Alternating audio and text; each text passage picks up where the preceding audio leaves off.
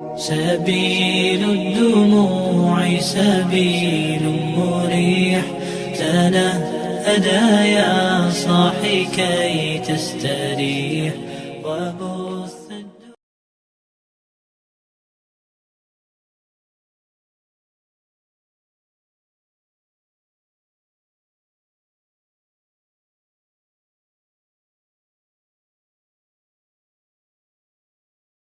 Sayyidina Maulana Muhammadin wa ala alihi wa ahli baitihi wa ashabi ajma'in. Qul subhanaka la ilma lana illa ma 'allamtana innaka antal alimul hakim. Amma ba'd. Hadratil muhtaramin, para alim, para ulama, segenap Bapak Ibu Tuan Guru SMA Maryam yang dirahmati, disayangi, dicintai oleh Allah Subhanahu wa taala, dan semua siswa-siswi SMA Maryam kelas 10, 11, 12 yang insyaallah semuanya adalah ahli surganya Allah Subhanahu wa taala. Amin ya rabbal alamin. Bagaimana kabarnya hari ini? Sehat semuanya? Masih hidup? Alhamdulillah. Baik, mari kita awali ngaji kita bersama dengan baca doa thalabul ilmi. Moga-moga diberikan oleh Allah Subhanahu wa taala ilmu yang bermanfaat, ilmu yang barakah, ilmu yang mengantarkan kita semuanya selamat dunia sampai akhirat. Amin ya rabbal alamin. Bismillahirrahmanirrahim.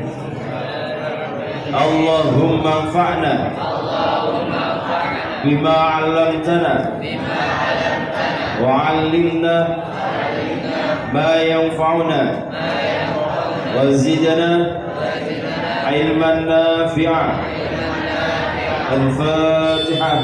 أعوذ بالله من الشيطان الرجيم. بسم الله الرحمن الرحيم. الحمد لله رب العالمين الرحمن الرحيم مالك يوم الدين إياك نعبد وإياك نستعين اهدنا الصراط المستقيم صراط الذين أنعمت عليهم غير المغضوب عليهم ولا الضالين. Amin. Baik, materi kita kali ini adalah judulnya ada apa dengan 10 Muharram. Ada apa dengan 10 Muharram? Karena 10 Muharram ini adalah kejadian-kejadian yang ada apa? Kejadian pada 10 Muharram. Oke. Kurang lebih ada pertama adalah Nabi Adam alaihi salam bertaubat kepada Allah Subhanahu wa taala sekaligus diterima oleh Allah Subhanahu wa taala. Itu pada 10 Muharram. Nabi Adam alaihissalam bertaubat kepada Allah Subhanahu wa taala sekaligus diterima taubatnya pada tanggal 10 Muharram. Baca apa taubatnya beliau? Baca Rabbana dolamna anfusana wa illam taghfir lana wa tarhamna lanakunanna minal khasirin. Itu doanya sekaligus zikirnya Nabi Adam. Tapi hati-hati kalau dibuat lagu. Ya, hati-hati kalau dibuat lagu. Alias biasanya pujian. Bagaimana Pak? Khawatir panjang pendeknya, berbahaya, bahaya. Rabbana ya Rabbana, Rabbana dolamna anfusana wa ilam taghfir lana wa tarhamna lanakunanna minal khasirin. Itu banyak salahnya, banyak salahnya, tapi enak emang. Nah apalagi nak gone sawah, ambil leye-leye di bawah pohon yang rindang, terus kemudian baca itu enak, tapi banyak salahnya. Lu benernya bagaimana kalau pakai lagu Rabbana ya Rabbana Rabbana zalamna anfusana wa ilam taghfir lana wa tarhamna lanakunanna minal khasirin. Beda dengan yang awal. Awal itu memang lingkuk-lingkuknya enak, tapi banyak lain. Ya. Yang terkena hukum makhorijul huruf, panjang pendek tajwidnya adalah bacaan Al-Qur'an. Selain itu tidak kena. Maka kalau sholawatan silakan. Ya Nabi salam alaika, tidak kena tajwid. Ya Rasul salam alaika, tidak kena tajwid. Ya Habib salam alaika salawatullah alaika, tidak kena tajwid. Ya, kalau selain Al-Quran itu tidak terkena tajwid. Bahkan ada yang mengatakan kalau selain Al-Quran namanya darurat syair, darurat syair, sehingga sing dawa lagi diwaca ndek, sing ndek diwaca dawa. Tapi kalau Al-Quran paten, panjang pendeknya harus dibaca sesuai dengan Al-Quran. Ini ya, tolong diingat-ingat. Oke, itu yang pertama. Yang kedua, Nabi Idris diangkat oleh Allah SWT ke langit untuk melihat alam akhirat. Nabi Idris diangkat oleh Allah Subhanahu wa Ta'ala ke langit untuk melihat alam akhirat. Ini 10 Muharram. Ya. Oke. Ini ingat-ingat Nabi Idris. Yang ketiga, Nabi Nuh alaihi salam diselamatkan oleh Allah Subhanahu wa Ta'ala. Nabi Nuh alaihi salam diselamatkan oleh Allah Subhanahu wa Ta'ala keluar dari perahunya sesudah bumi ditenggelamkan selama 6 bulan. Nabi Nuh ini terkenal dengan Adam Ats-Tsani, Adam kedua. Sebab apa? Di saat itu semua makhluk habis. Zamannya Nabi Adam alaihissalam itu dikenal Adam awal. Itu kemudian habis di masa Nabi Nuh alaihissalam. Sebab dunia ditenggelamkan. Maka Nabi Nuh terkenal dengan Adam Ats-Tsani. Diling-iling. Siapa yang dikenal dengan Adam kedua, yaitu Nabi Nuh. Allahumma shalli ala sayyidina Muhammad. Yang keempat, Nabi Ibrahim alaihi salam diselamatkan oleh Allah Subhanahu wa Ta'ala dari pembakaran Raja Namrud. Nabi Ibrahim itu nabi yang luar biasa juga ya. Maka di dalam sholat itu ada bacaan yang disandingkan Nabi Muhammad dengan Nabi Ibrahim, yaitu di saat setelah baca syahadat. Allahumma sholli ala sayyidina Muhammad wa ala ali sayyidina Muhammad kama shallaita ala sayyidina Ibrahim wa ala ali sayyidina Ibrahim wa barik ala sayyidina Muhammad wa ala ali sayyidina Muhammad kama barakta ala sayyidina Ibrahim wa ala ali sayyidina Ibrahim fil alamin innaka Hamidum Majid. Itu nabi yang hebat, Nabi Muhammad sallallahu alaihi wasallam dan Nabi Ibrahim alaihi salam. Itu nabi-nabi yang hebat. Di antara keturunannya Nabi Ibrahim adalah Nabi Muhammad Sallallahu Alaihi Wasallam. Ini Nabi Ibrahim diselamatkan dari pembakaran. Waktu itu Nabi Ibrahim tidak langsung ditutup di dalam api, katakanlah di bawahnya itu Nabi Ibrahim, bukan atasnya dibakar, tidak. Tapi menurut riwayat Nabi Ibrahim itu sengaja diperlihatkan kepada manusia yang lainnya bahwa Nabi Ibrahim itu dibakar, apinya menyala-nyala di atasnya Nabi Ibrahim, supaya kelihatan Nabi Ibrahim gosong atau tidak. Tapi ternyata takdirnya Allah Subhanahu wa Ta'ala beda. Karena Nabi Ibrahim baca zikir hasbunallah wa ni'mal wakil, ni'mal maula wa ni'man nasir. Hasbunallah wa ni'mal wakil, ni'mal maula wa ni'man nasir. Akhirnya Allah Subhanahu wa Ta'ala menyuruh api, ya narukuni bardan wasalaman ala Ibrahim. Wahai api, selamatkan Nabi Ibrahim, jadilah dingin. Hebat, bisa dicoba ya.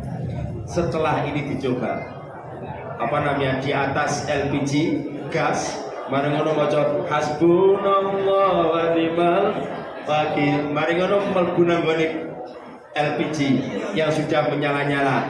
Kok aman? Berarti sakti. Nek gak aman berarti wiritane kurang. Oke. Jadi gosong gak usah melo-melo. Ya, itu Nabi Ibrahim wiritane itu. Maka nanti salah satu wiritan kita 10 Muharram adalah hasbunallah wa ni'mal wakil, seterusnya. Oke, yang berikutnya ke 5 ya. 6. 5. Allah Subhanahu wa Ta'ala menurunkan kitab Taurat kepada Nabi Musa 10 Muharram. Allah Subhanahu wa Ta'ala menurunkan kitab Taurat kepada Nabi Musa juga pada 10 Muharram. Berikutnya yang ke-6, Nabi Yusuf dibebaskan dari penjara. Di saat itu Nabi Yusuf itu termasuk nabi yang saat itu gawandengnya luar biasa. Ya. Cuma kalau menurut riwayat, katakanlah Nabi Muhammad dengan Nabi Yusuf itu disandingkan, gandengnya isih adoh Nabi Muhammad SAW. Katakanlah kalau semangka atau bola, setengahnya miliknya Nabi Muhammad SAW, setengahnya itu dibagi lagi, atau alias sepertiga ya, setengahnya dibagi lagi, yang setengah miliknya Nabi Yusuf, yang setengah dibagi seluruh dunia. Maka kalau ada ganteng saiki, ayu saiki, itu hanyalah 1/4 ya, 1/4-nya daripada lingkaran itu. 1/4 ngono wis ketok ganteng. Apalagi Nabi Yusuf alaihissalam. Di saat itu karena kecantolnya, Nabi Yusuf dicantoli siapa? Siapa? Istrinya Fir'aun. Istrinya Fir'aun, yaitu bernama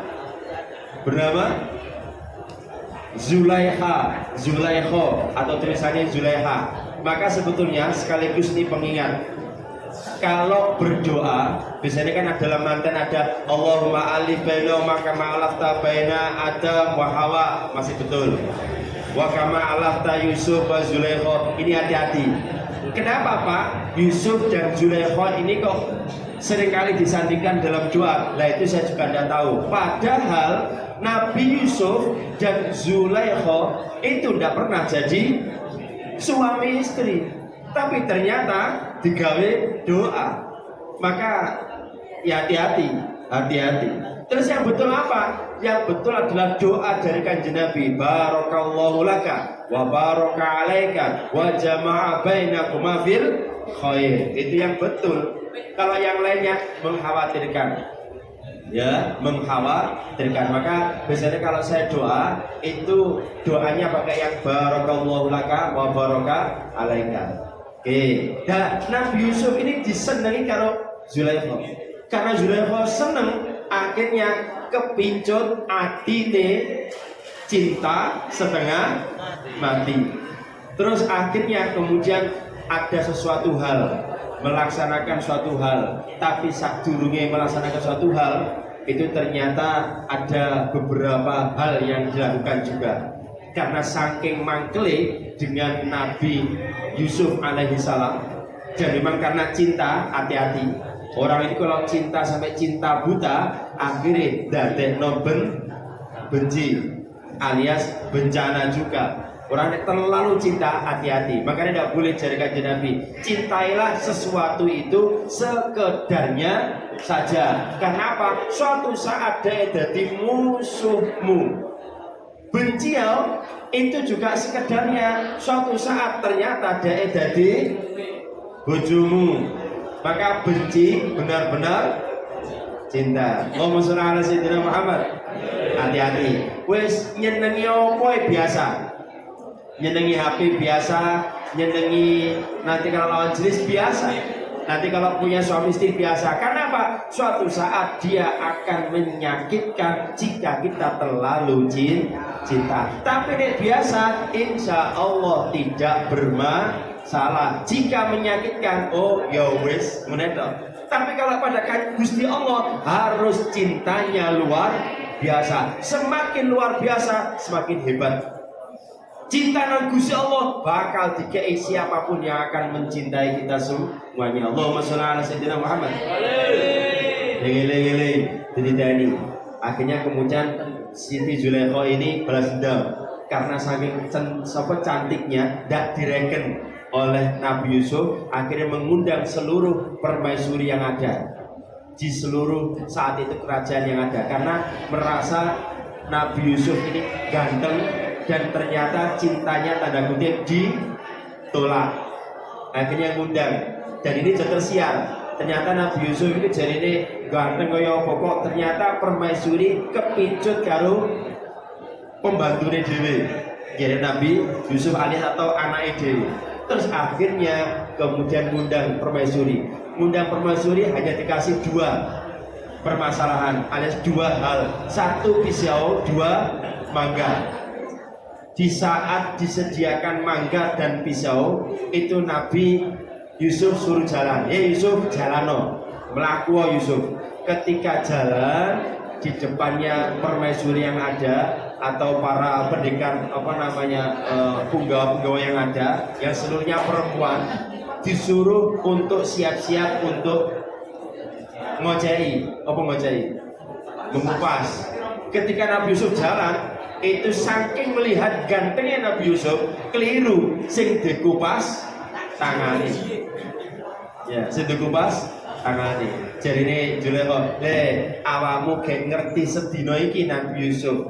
Aku lu bendina ngerti, apa gak kepincut. Akhirnya membuat goro-goro, seterusnya ditakdirkan Nabi Yusuf masuk penjara gara-gara kasus itu. Nah, Nabi Yusuf dikeluarkan dari penjara itu adalah pada 10 Muharram. Yang ke-6, 7. Penglihatan Nabi Yakub yang kabur dipulihkan oleh Allah Subhanahu wa Ta'ala pada tanggal 10 Muharram. Nabi Yakub bisa melihat lagi. Yang ke-8, belum. Penglihatan Nabi Yakub yang kabur dipulihkan oleh Allah Subhanahu wa Ta'ala. Itu juga 10 Muharram. Maka 10 Muharram ini banyak kejadian-kejadian yang untuk berobat. Termasuk biasanya 10 Muharram digawe ngumbah keris, mbah keris dhewe, mbah keris tangga.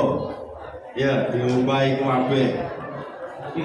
Karo apa namanya, karo Baiklin, dikai Molto, diambune wangi, minyak. Yang berikutnya, Nabi Ayub dipulihkan oleh Allah Subhanahu wa taala dari penyakit kulit. Yang ke-9.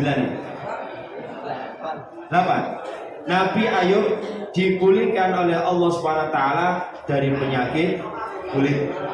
Itu yang ke-8, Nabi Ayub. Jadi Nabi Ayub itu adalah nabi yang paling sabar. Dikai ujian berupa sakit, tetap digawe ibadah dan Gusti Allah. Maka nanti ya di akhirat awak dhewe diplekno karo Gusti Allah. Apa diplekno? Diwalik karo Gusti Allah, diwelehno Gusti Allah. Awakmu tak kei lara, luwih gedhe ndi larane timbangane Nabi Ayub. Nabi Ayub iki dikai lara penyakit sampai mohon maaf, menurut riwayat ulat apa namanya, larva ulat ya, ular itu masuk ke tubuhnya, terus kemudian setelah selesai itu dikeluarkan lagi, dimasukkan lagi. Luar biasa. Jadi penyakitnya itu sampai keluar ulatnya, itu keluar, dimasukkan lagi. Menurut riwayat demikian, sampai tingkat tinggi, dan kayaknya tidak ada yang punya penyakit demikian ngalahno Nabi Ayub. Maka nanti di akhirat dibeleno, penyakitnya luwih gedhe ndi timbang Nabi Ayub.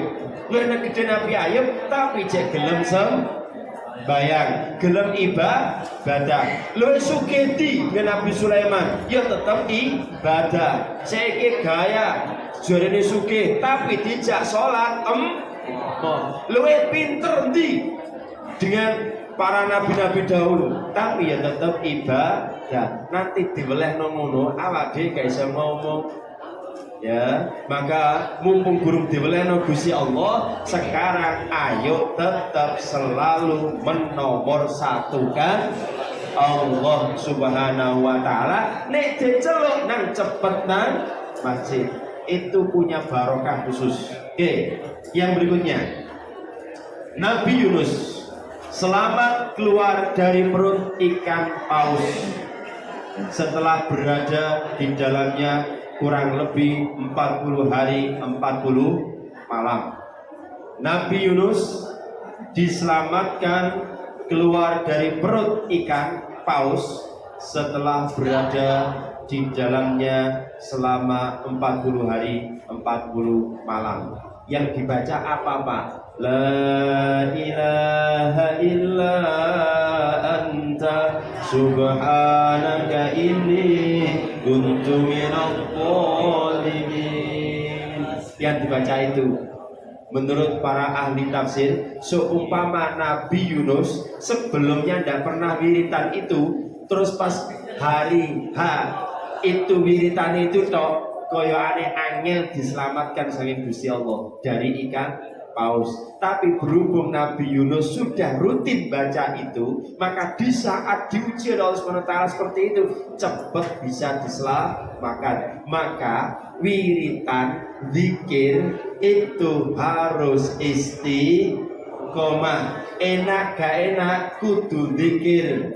Pisau iku nek sering diasah maka tambah landep tajam, tapi nek pas waya itu diungkal biasane gak pateo landep. Apa maneh duwe senjata gak pernah diungkal, maka yo kedul alias tumbul. Oke, maka Nabi Yunus itu bacanya di luar itu dan juga di dalam itu. Di saat kesulitan yang luar biasa baca itu. Maka kemarin salah satu dzikir kita ketika corona baca itu, La ilaha illa anta subhanaka inni kuntu minadh dhalimin. Tafaulan, optimis, barokah Nabi Yunus yang dzikir seperti itu, moga-moga dijauhkan dari berbagai macam musibah. Allahumma amin. Oke, yang berikutnya ke 10. Laut Merah terbelah menjadi dua. Laut Merah terbelah menjadi dua untuk menyelamatkan Nabi Musa dari kejaran tentara Fir'aun. Ya, jadi hanya tongkatnya Nabi Musa yang bisa belah laut. Ketika tongkatnya itu dilemparkan, dipukulkan ke laut, langsung belah. Awak di tongkat itu digawe belah sungai utawa banyu, mari ditutupno dibaleno maneh tetep utuh, alias banyune gak belah, kecuali disigar gowo apa namanya, tutupan dewe baru iso pisah, ada sekat. Yang ke 11, kesalahan Nabi Daud diampuni oleh Allah SWT pada 10 Muharram. Maka kalau 10 Muharram perbanyak taubat, ya, insya Allah muga-muga diterima karo Gusti Allah. Berikutnya yang ke 12, Nabi Sulaiman dikaruniakan Allah SWT kerajaan yang besar juga 10 Muharram. Nabi Sulaiman termasuk nabi yang kaya raya, ya. Ada yang melebihi kayanya beliau? Tidak ada. Hanya Nabi Sulaiman yang kayanya luar biasa. Bahkan sekarang menurut riwayat, kalau menemukan hartanya yang terpendam, itu ada yang mengatakan itu adalah hartanya Nabi Sulaiman. Ada yang mengatakan harta karun. Ya. Nek sing pelawak itu namanya harta kirun. Yang berikutnya, nah, hari pertama Allah Subhanahu wa Ta'ala menciptakan alam. Hari pertama Allah Subhanahu wa Ta'ala menciptakan alam. Itu yang ke 13 ya. Sekarang 14. Hari pertama Allah Subhanahu wa Ta'ala menurunkan rahmat. Rahmat niku namanya kasih sayang. Maka kalau ada orang namanya rahmat kok ngamuan, berarti gak sesuai. Rahmat itu kudu guyuan. Kalau tidak percaya tanyakan Pak Sam. Rahmat itu kudu guyuan. Dilarang kok ngamuan, jotosan, nendangan, berarti gak oleh rahmat. Jenenge tok rahmat tapi tidak mencerminkan rahmat. Kudu kasih sayang, seneng nolongan, nyepuroan, itu rahmat.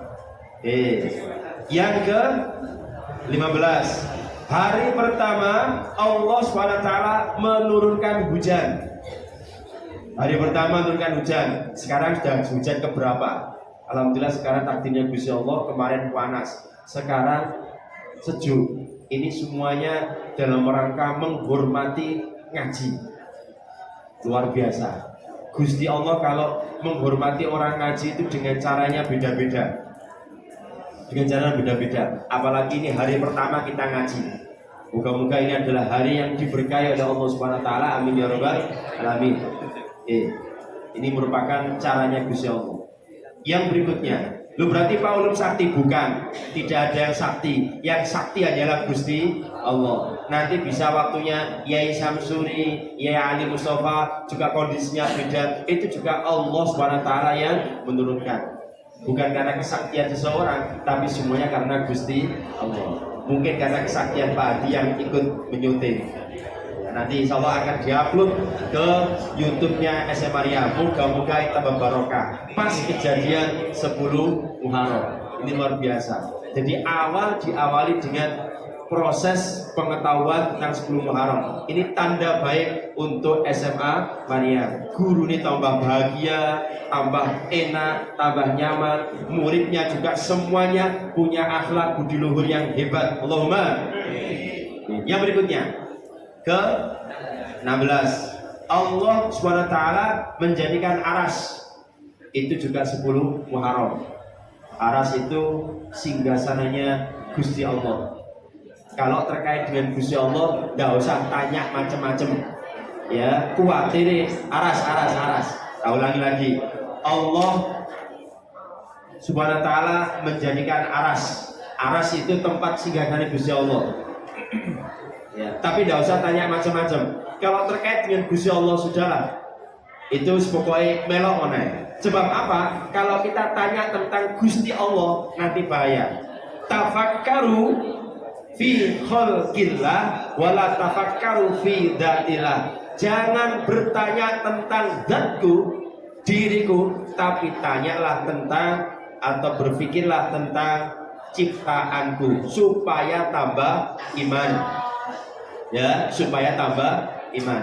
Tapi dalam beberapa hadis qudsi Gusti Allah pernah dawuh, menungso, aku loro, tini ono menungso. Memang seperti itu. Pernah Gusti Allah menyamakan zatnya dengan makhluknya, tapi dalam rangka memotivasi. Menungso, aku loro, deloken kunjungono. Siapa? Yang sakit. Karena apa? Di situ ada Gusti Allah yang siap untuk mengabulkan doa-doa kita. Aku duwe masalah, paranono. Mungkin ono wong duwe masalah, bantuan, maka Allah Subhanahu wa taala ada di situ. Menungso, aku miskin, bantuan. Berarti Gusti Allah nunggone fakir miskin. Siapa yang bantu fakir miskin bakal dibantu karo Gusti Allah. Suatu saat Gusti Allah menyamakan zatnya dalam rangka memotivasi alias dungone muga-muga dikabulno Gusti Allah. Paham? Tapi dalam kondisi tertentu kita tidak boleh mikir zat Gusti Allah. Kuatir malah gendeng alias stres atau edan. Ya, jadi Paris crazy. Yang berikutnya berapa? 17. Allah Subhanahu wa taala menjadikan Lauh Mahfud. Ini tempat khusus juga di alam khusus yang ini dijadikannya atau diletakkannya yang namanya Al-Qur'anul Karim. Maka para ulama melihat Al-Qur'an yang asli itu adalah Al-Qur'an di Lauh Mahfud. Adapun yang sekarang itu adalah tanda kutip fotokopinya. Tapi senajan fotokopinya di Lauh Mahfud, tidak boleh kita menjelekan alias merendahkan, tidak boleh. Pernah, mohon maaf, ada dosen UINSA YIN dulu itu karena usuluddin pernah kemudian memang secara filosofi tidak ada dalilnya, ngide Al-Quran ada dalilnya, tapi gak duwe toto kromo. Di saat itu diupload dan kemudian disampaikan di mahasiswanya, langsung dilaporkan kepada rektor, orang ini dicopot dari dosennya. Karena apa? Berani-berani ngide Al-Qur'anul Karim. Tetap itu harus dihormati. Ya, dihormati. Al-Qur'an itu bahkan kalau menyentuh Al-Qur'an itu sunnahnya, bagusnya, harusnya pakai wudu, kecuali darurat. Ono Al-Qur'an lugur nanggone masjid guru wudu, maka segera diambil, taruh di atas. Ojo kemudian nunggu dhisik kesuwen, engko ndae selake di ide-ide wong. Termasuk lagi toto kromone, mohon maaf, seringkali di Maryam itu salah, buktinya masih ada. Pernah tak masukkan ono sarung, kalau bono nang ngisor, teke ndukur maneh. Padahal di dalamnya ada Al-Qur'an. Bisa dilihat Pak Sambil. Sebelah kanan Pak Sam itu ada sarung di atasnya. Padahal di bawahnya Al-Qur'an. Itu namanya ndak toto kromo. Maka mestinya Al-Qur'an taruh di atas, sarungnya taruh di bawah, termasuk ruku. Maka aturannya Al-Qur'an paling tinggi, baru buku-buku hadis, baru buku biasa. Kadang tidak. Deke Al-Qur'an dhuwure ono HP. Iki jenenge kan duwe toto kromo. Itu nanti bagiannya Ustaz Samsuri. Untuk melihat yang namanya taklimnya, nanti akan dibahas oleh beliau. Tapi yang jelas Al-Qur'an harus paling tinggi. Makanya Al-Qur'an digunakan untuk sumpah jabatan. Tapi kadang di Indonesia hanya sebagai formalitas. Disumpah mari ngono lali. Muga-muga dirikno karo Gusti Allah. Allahumma amin. Yang berikutnya, Allah Subhanahu wa taala menjadikan alam jagat raya ini itu 10 Muharram. Yang ke 18, Allah SWT menjadikan malaikat Jibril. 19, Malaikat Jibril pada 10 Muharram. Yang ke 20 sekarang. 20 ya? 20. Yang ke 20. Nabi Isa diangkat ke langit. Nabi Isa diangkat di langit. Oh ya, pelan-pelan. Nabi Isa diangkat di langit. Atau ke langit, sorry. Nabi Isa diangkat ke langit. Ini juga pada 10 Muharram. Jadi ada kejadian 20 yang hebat-hebat, satu yang tidak hebat. Tanda kutip, yang ini diperingati oleh orang-orang Islam khususnya tanah Jawa. Apa? Yaitu ke-21. Terakhir. Ya. 18 tadi Allah menjadikan alam. Sudah. Alam jagat raya itu. 19 Allah menjadikan malaikat Jibril. Ini sonnya Pak Adi. Harus diperbaiki supaya si bagian ngaji gak ngotot.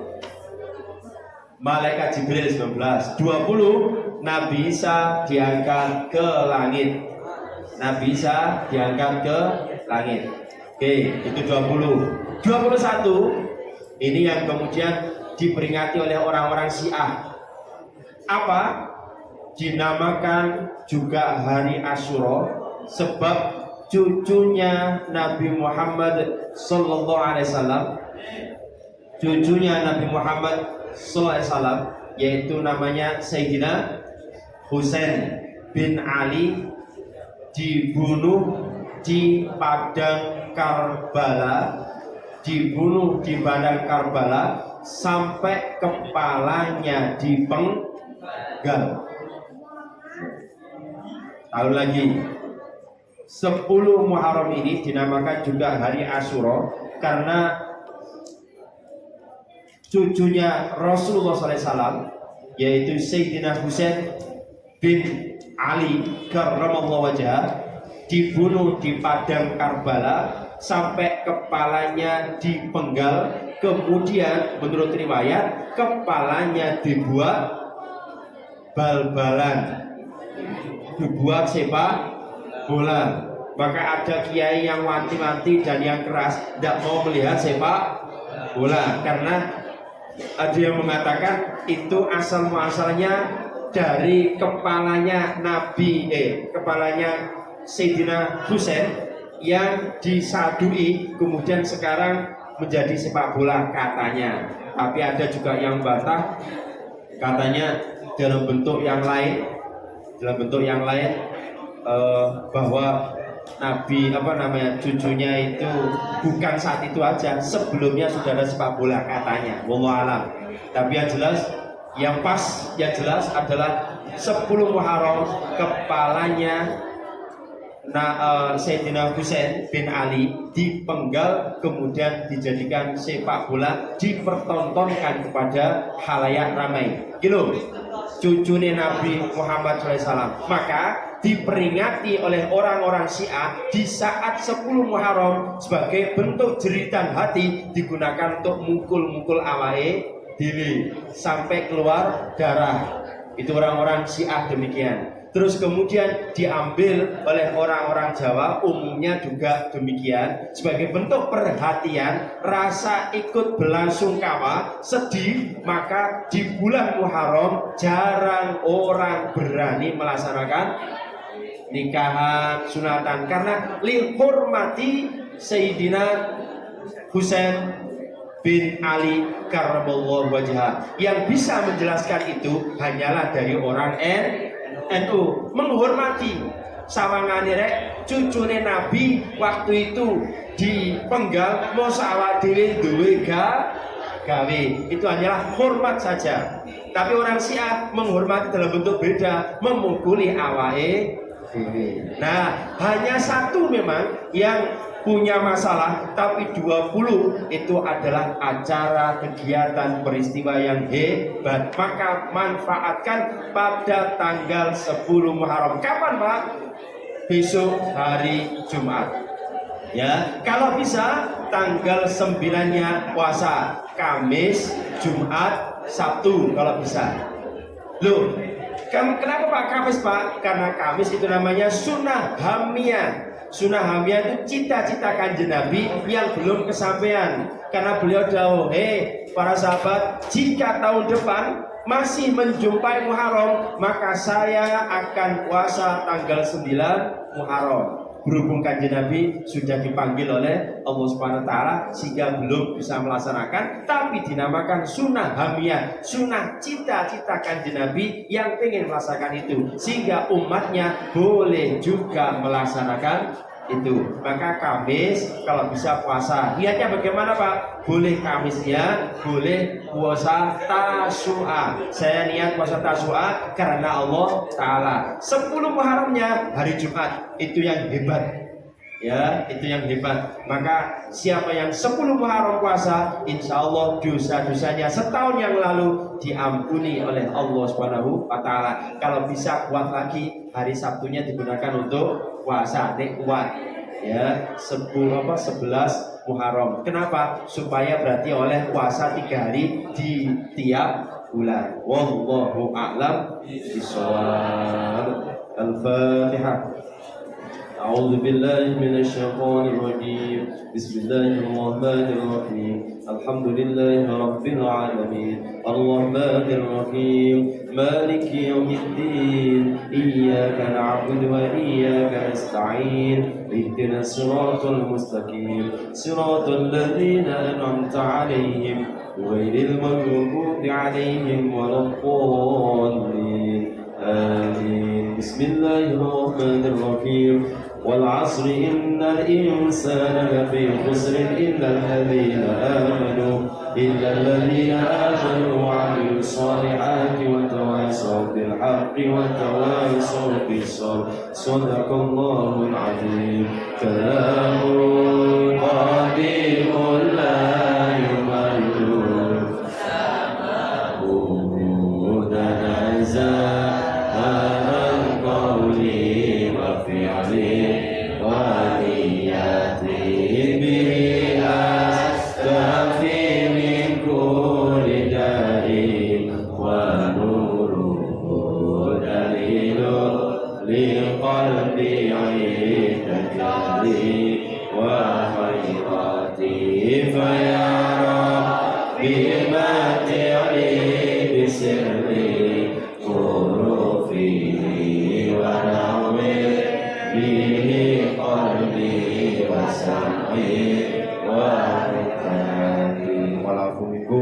Assalamualaikum warahmatullahi wabarakatuh.